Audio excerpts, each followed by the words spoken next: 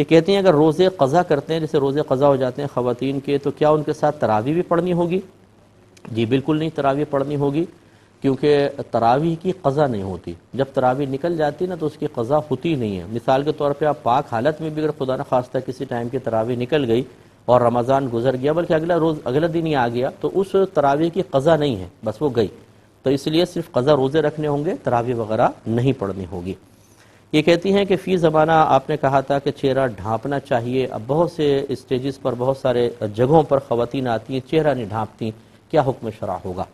دیکھیں مسئلہ تو یہی ہے، ہمارے علماء متاخرین نے چہرہ ڈھانپنے کا حکم دیا ہے، نقاب کا حکم دیا ہے، اور بغیر ضرورت شرعیہ چہرہ کھولنا منع رکھا ہے۔ جہاں ضرورت متحقق ہوتی ہے ہم خود کہتے ہیں کہ وہاں چہرہ کھول سکتے ہیں، جیسے باہر کے ملکوں میں ہماری بہنوں کو بڑی پرابلم ہے کہ وہ باقاعدہ برقعے بھی اس سٹائل کے نہیں پہن سکتے جو ہمارے یہاں ہیں، اور اسی طرح نقاب کرنا بہت دور کی بات، وہ اسکارف پہنتی ہیں۔ تو جہاں جہاں مشکل اور پریشانی آتی ہے اس کے حساب سے تو ٹھیک ہے، ورنہ مطلب یہ کہ نقاب کرنا ضروری ہے، اور کسی کا میڈیا پر آ جانا یہ اس بات کی دلیل نہیں کہ وہ شریعت کو بدل سکتا ہے، بلکہ جو میڈیا پر آئے اسے تو شریعت کو زیادہ فالو کرنا چاہیے، تاکہ کیونکہ وہ رول ماڈل ہوتا ہے، اور رول ماڈل کو اگر وہ کوئی مطلب خود علماء کی باتوں کو یا مفتیان کرام کی باتوں کو حقارت سے لے رہا ہو، عملی طور پہ اس کو نافذ نہ کر رہا ہو، تو پھر تو یہ غلط پیغام جائے گا، تو بالکل نقاب کرنا چاہیے۔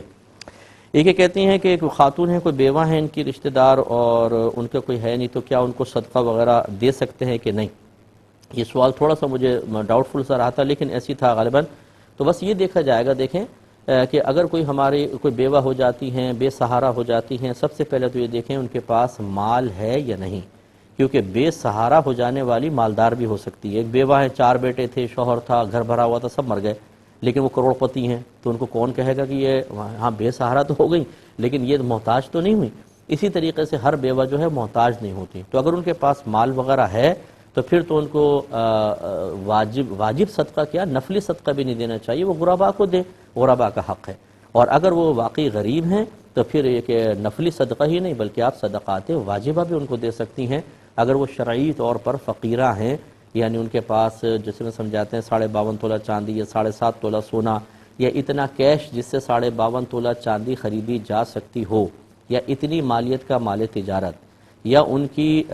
ملکیت میں ضروریات زندگی سے زیادہ اتنا سامان ہو کہ اس کی مالیت لگائیں تو 52.5 تولہ چاندی تک پہنچ جائے، تو یہ ہوں گی مالکہ نصاب، ان کو نہیں دے سکتے، یعنی صدقات واجبہ۔ نفلی صدقہ آپ دے سکتے ہیں، بہتر ہے کہ وہ بھی کسی غریب کو دیں لیکن دے سکتے ہیں۔ لیکن اگر یہ چیزیں ان کے پاس نہیں ہیں یا کم مقدار میں ہیں، یا کم مقدار میں 2 چیزیں اگر آپ ملا لیں تو وہ